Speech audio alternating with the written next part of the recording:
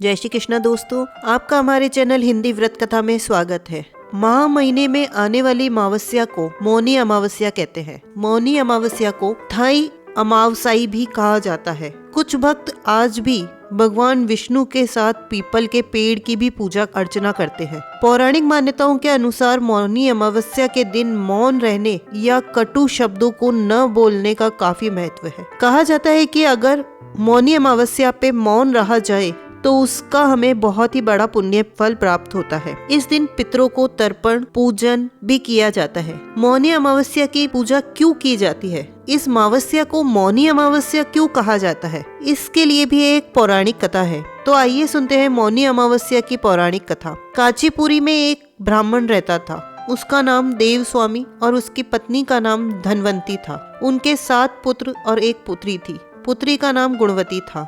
ब्राह्मण ने 7 पुत्रों को विवाह करके बेटी के लिए वर खोजने अपने सबसे बड़े पुत्र को भेजा। उसी दौरान किसी पंडित ने पुत्री की जन्म कुंडली देखी और बताया कि सप्तपदी होते होते ये कन्या विधवा हो जाएगी। पंडित ने कहा, सोमा का पूजन करने से वैधव्य दोष दूर होगा। फिर सोमा का परिचय देते हुए उसने बताया कि वह एक धोबिन है। उसका निवास स्थान सिंघल द्वीप है। उसे जैसे तैसे प्रसन्न करो और गुणवती के विवाह से पूर्व उसे यहाँ बुला लो। तब देव स्वामी का सबसे छोटा लड़का बहन को अपने साथ लेकर सिंघल द्वीप जाने के लिए सागर तट पर चला गया। सागर पार करने की चिंता में दोनों एक वृक्ष की छाया में बैठ गए। उस पेड़ पर एक घोंसले में गिद्ध का परिवार रहता था। उस समय घोंसले में सिर्फ गिद्ध के बच्चे थे।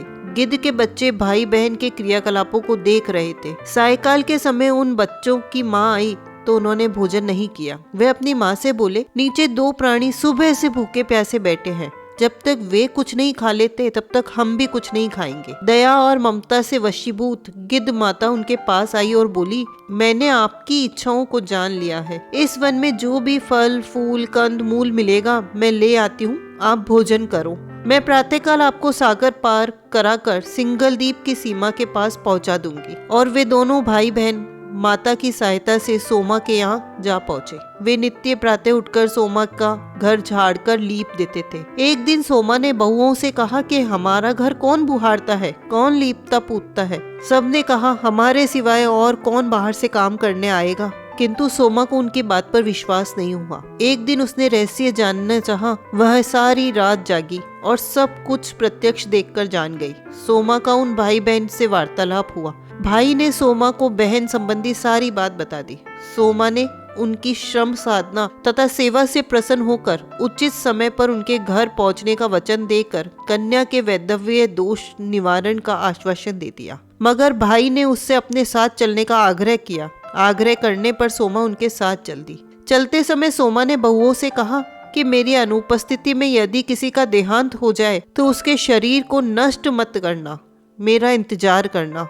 फिर सोमा भाई बहन के साथ कांचीपुरी पहुंच गई। दूसरे दिन गुणवती का विवाह का कार्यक्रम तय हो गया। सप्तपदी होते ही उसका पति मर गया। सोमा ने तुरंत अपने संचित पुण्यों का फल गुणवती को प्रदान कर दिया। तुरंत ही उसका पति जीवित हो उठा। सोमा उन्हें आशीर्वाद देकर अपने घर चली गई। उधर गुणवती को पुण्य फल देने पर सोमा के पुत्र जामाता और पति की मृत्यु हो गई। सोमा ने पुण्य फल संचित करने के लिए मार्ग में पीपल वृक्ष की छाया में विष्णु जी का पूजन करके 108 परिक्रमाएं की। इसके पूर्ण होने पर उसके परिवार के मृतक जन जीवित हो उठे। बिना फल की इच्छा किया सेवा करने से पुण्य फल की प्राप्ति होती है। तो दोस्तों, आपको ये कहानी अच्छी लगी हो तो प्लीज लाइक करें, कमेंट करके हमें प्रोत्साहित करें और हमारे चैनल को सब्सक्राइब करें।